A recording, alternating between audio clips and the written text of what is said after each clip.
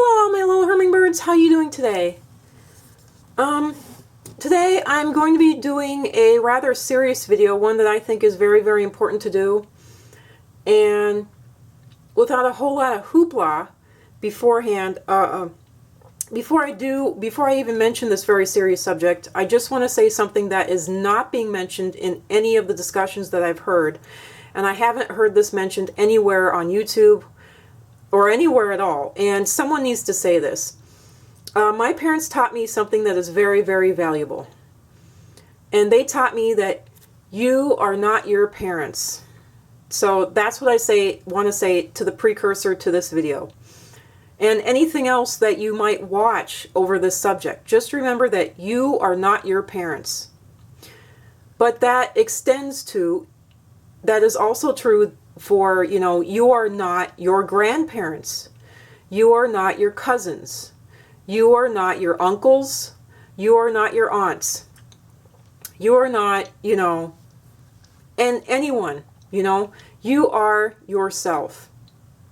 So just because someone may have been successful or very, very awful in your family, in your past, in your bloodline, even someone who's alive right now, that does not mean that that is who or what you are. Just because your relative might be someone who's extremely rich and powerful, that does not mean that you are extremely rich and powerful. In fact, I actually met people who were homeless whose relatives were literally living in mansions, literally.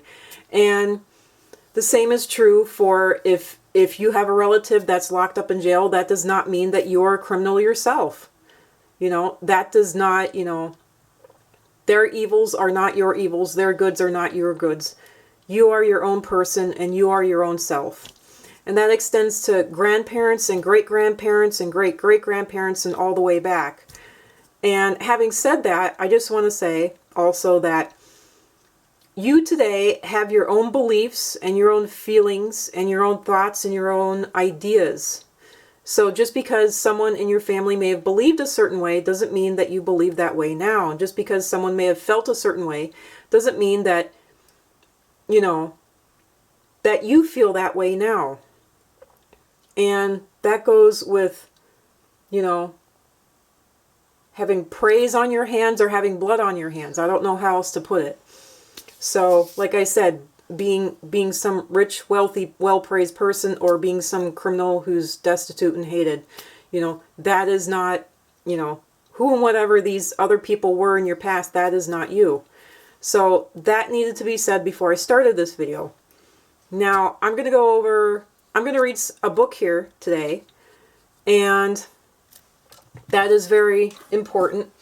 Now, I just want to say, I'm not going to get into my history and whatnot. I already tried filming this once and I ended up having to refilm it here.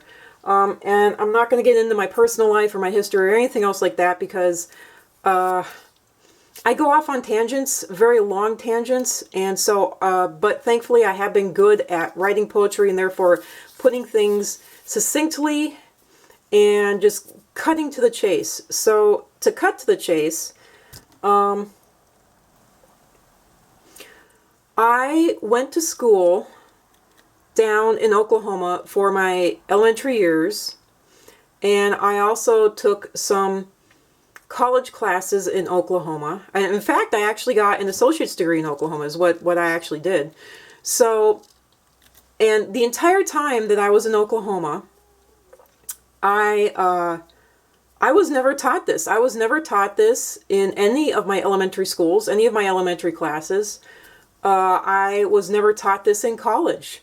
Down here, they actually forced us to take, history. And they forced me to take Oklahoma history. And they forced me to take it in elementary school. What was it? In mid-high. I think I had it in mid-high and I don't know, 5th or 6th grade. I don't know. And I also was given Oklahoma. I was forced to take Oklahoma history in community college, when I went to community college, and nowhere was this mentioned. This was not even hinted at. I mean, they actually went over Native Americans and the Native American trials and tribulations, but this was entirely unknown to me, you know, and it wasn't mentioned by anyone. None of my professors, none of my teachers, none of the textbooks, you know, elementary or college. And the college was considered liberal. It very much wasn't liberal. It was very conservative, but still, because they were teaching higher knowledge and because the sciences based themselves off of proven facts, it was considered liberal, you know, because it wasn't basing itself off Christian, you know, or Christianity, the religion. So there you go. So, okay. So I went ahead, and these are some really good books. These are some really good. This one I read through. This is an elementary school book, which I'm going to be reading on camera today. This one is kind of like more for the teenagers, like middle school and up. And this has pictures and whatnot, and I'll actually sit down and flip through it here for you. I hope the camera will stay in focus. And this one is for adults. This one I read cover to cover. It is very excellent. It is literally the what is it? It's literally this lady's personal first-hand account of the Tulsa Race Massacre that she went through, but she puts it forth in kind of like a newspaper, only the facts, very dry, very cold manner, and the rest of it is literally newspaper first-hand accounts from African Americans who lived through the Tulsa Race Massacre. And then at the back it gives charts and numbers of how much property was lost, how many, you get an idea of how many lives were lost and whatnot like that. And I really hope I don't cry my way through this. And by the way, okay, so this is The Nation Must Awake, My Witness to the Tulsa Race Massacre of 1921 by Mary E. Jones Parrish. And I'm going to give you guys the ISBN numbers, because the ISBN number is the DNA. It is the DNA of a book. These books, the name of the book can change. They can even put a new author on it. The book itself can disappear, but this ISBN number, it will not disappear.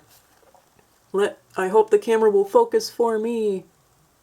Yay, it is. Okay, I'm going to read you off the ISBN number. I hope that you can read it for anyone that's hard of hearing. The ISBN is 978-1-59534-943-9.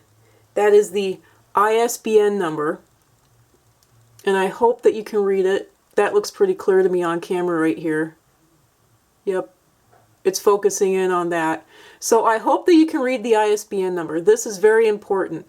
It doesn't matter if they try to get rid of this book. You should be able to find this book and any other book with its ISBN number. Hopefully you can be able to find this. I suggest everyone and everybody and their brother read this one. This is really, really good. And then this one, this is pretty good. This is The Tulsa Race Riot, Freedom's Promise by Duchess Harris, J.D., Ph.D., with A.R. Carcer. I hope I pronounced that correctly.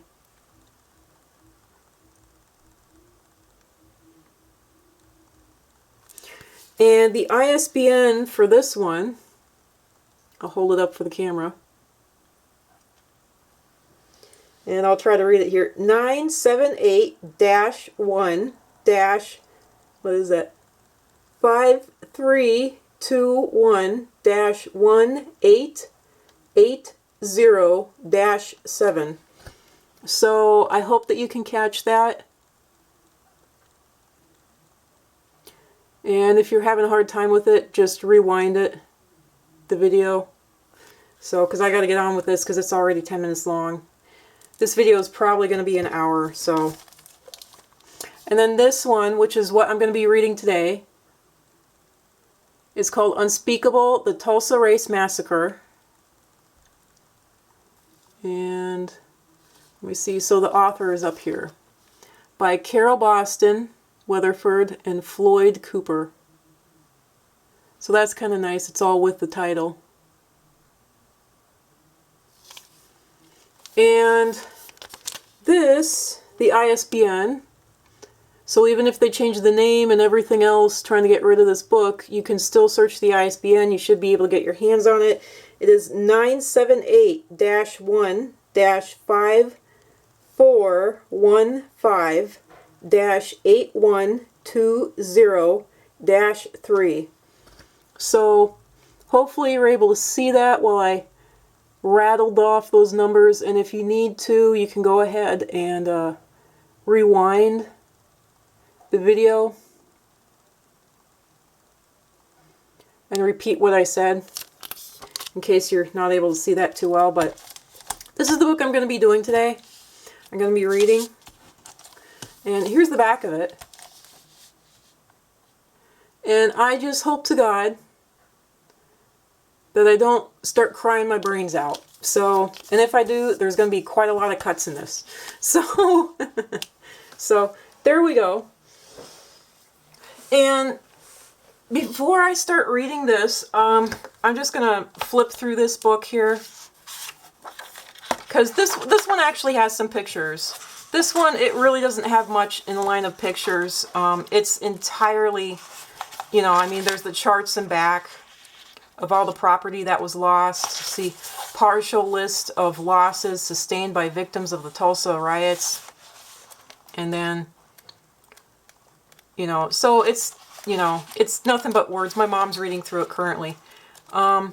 There's not much in the line of pictures to show. So this one actually does have pictures, obviously.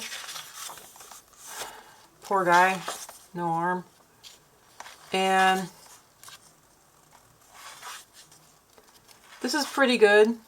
It is very much more of a teenager book where it has pictures, but it has quite a fair amount of writing too.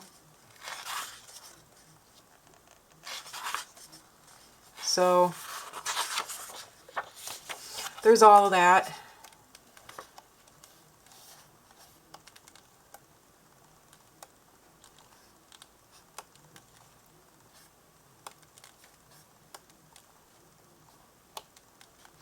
This is really good. I suggest anyone who can pick this book up, pick all three of these books up. You know, at the very least, check them out from the library like I have. You know. Oh, and here's a picture of the author. Yay! Picture of the author.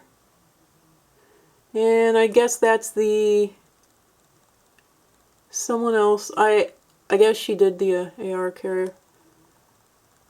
So there we go. And so yeah. So now I'm going to go ahead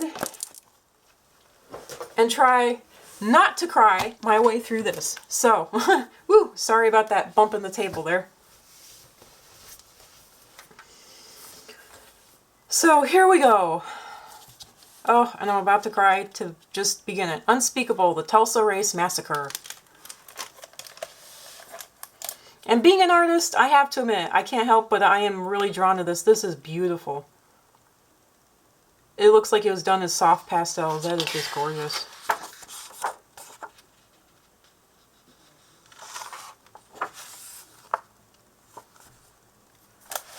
And let me make sure that it's actually catching. I don't know how much of this book it is actually on camera. There we go. That's pretty good. Sorry about the glare from my lamp there. I wonder if I could just... Is that okay? Ooh. Well, I hope I adjusted the light appropriately enough so that there isn't any more glare. So, okay, so here we go.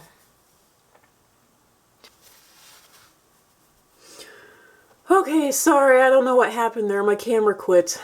So, okay, now I'm going to sit down and read this. So, here we go. Unspeakable, the Tulsa Race Massacre.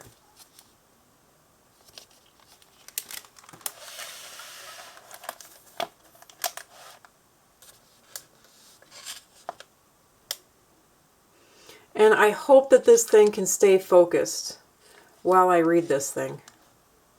So, And yeah, I really like this artwork. It's very beautiful.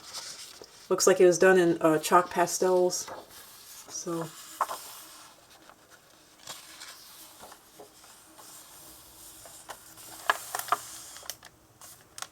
yeah, it looks like you should be able to see it pretty well. Okay, here we go. And I will try not to cry while I read it. So here we go. Once upon a time near Tulsa, Oklahoma, prospectors struck it rich in the oil fields. The wealth created jobs, raised buildings, and attracted newcomers from far and wide, seeking fortune and a fresh start. Once upon a time in Tulsa, there was a community called Greenwood. Its residents descended from black Indians, from formerly enslaved people, and from exodusters, who moved west in the late 1800s, fleeing the violence and racism of the segregated South. Once upon a time in Greenwood, there were some 10,000 people living in a 35 square block area. Train tracks divided the black and white communities. Segregation laws called for separate neighborhoods, schools, phone booths, and railroad and streetcar coaches. Unfair tests made it hard for blacks to register to vote, and laws barred marriages across racial lines.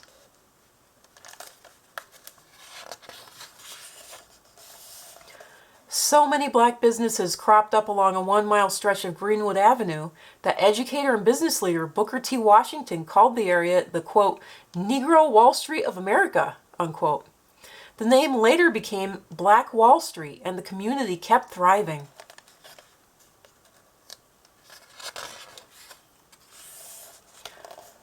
Once upon a time on Black Wall Street, there were dozens of restaurants and grocery stores. There were furriers, a pool hall, a bus system, and an auto shop. Nearly 200 businesses in all. There were also several libraries, a hospital, a post office, and a separate school system, where some say black children got a better education than whites.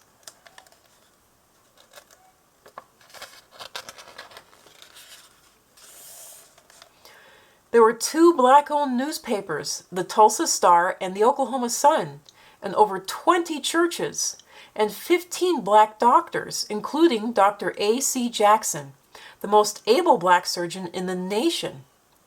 On Detroit Avenue stood grand homes of doctors, lawyers, and prominent businessmen.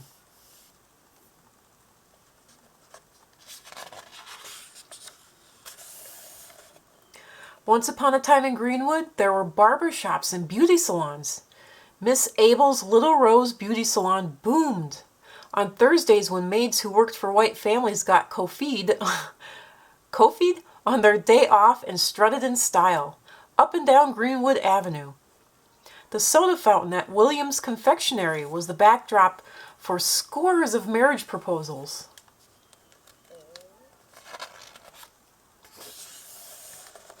And there was the luxurious Stratford Hotel, then the largest black-owned hotel in the nation. Black guests were welcome there, even as they were barred from Tulsa's white hotels. Once upon a time in Greenwood, there were 2 movie theaters, including the 800-seat black-owned Dreamland. There were even 6 privately owned airplanes.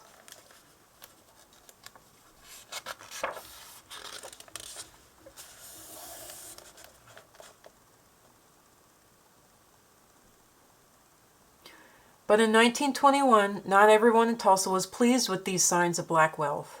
Undeniable proof that African Americans could achieve just as much, if not more, than whites. All it took was one elevator ride, one 17-year-old white elevator operator accusing a 19-year-old black shoeshine man of assaulting for simmering hatred to boil over. With the accused man in jail, the white-owned Tulsa Tribune newspaper ran a headline prompting readers to, quote, nab, unquote, him. Fearing the man would be lynched, killed by a mob before his trial, 30 armed black men rushed downtown to his rescue. At the jail, they faced off with 2,000 armed whites. On May 31st, 1921, one day after Memorial Day, a holiday honoring fallen soldiers, skirmishes between the two groups left 2 black men and 10 white men dead. But the worst was yet to come. Unable to get to the jailed suspect, the white mob sparked rumors that the black community planned to attack. Unchecked and in some cases deputized by the police, the white mob stormed into Greenwood, looting and burning homes and businesses that blacks had saved and sacrificed to build. Threatening to shoot, the mob blocked firefighters from putting out the blazes. African American World War I veterans took up arms to defend their families and property, but they were outnumbered and outgunned. Families fled with only what they could carry.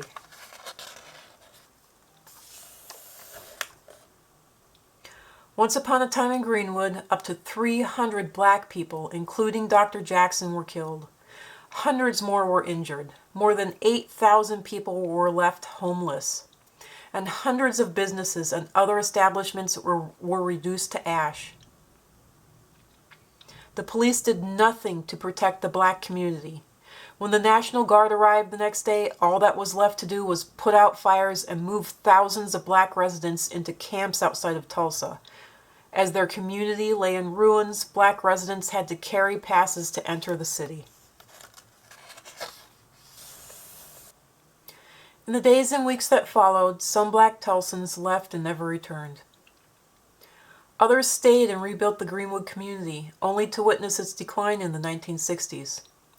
For decades, survivors did not speak of the terror. 75 years passed before lawmakers launched an investigation to uncover the painful truth about the worst racial attack in United States history. Police and city officials had plotted with the white mob to destroy the nation's wealthiest black community.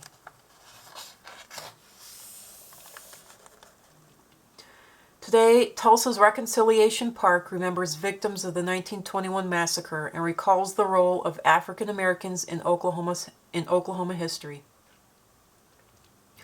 But the park is not just a bronze monument to the past. It is a place to realize the responsibility we all have to reject hatred and violence and to instead choose hope.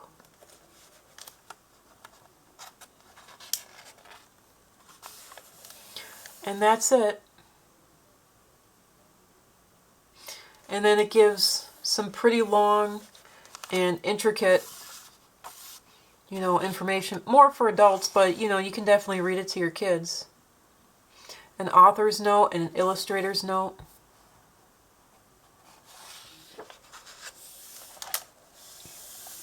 And that's the community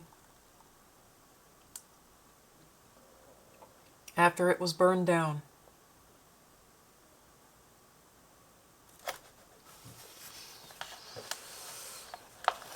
And here are Floyd Cooper and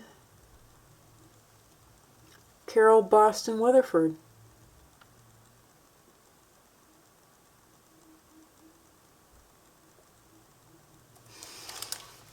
So, yeah,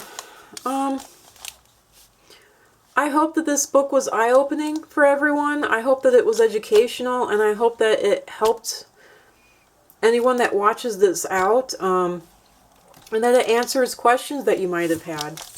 And if you have any more questions, just, go ahead and read these 2 books that I was pointing out at the beginning here. And, just look up anything else you can find on it. So it's been really, it's been very interesting. It's been very educational. I'm very glad that I got to find out about this because I had no clue at all. None whatsoever. And it's just, it's a real big wow. It's a big fat wow. Yeah. So that's all I have for today. I'm sorry this video had to be so depressing, but since I went to school there and since I lived so much time there, I had to go over this. So, yeah. So that's all I have to say for now.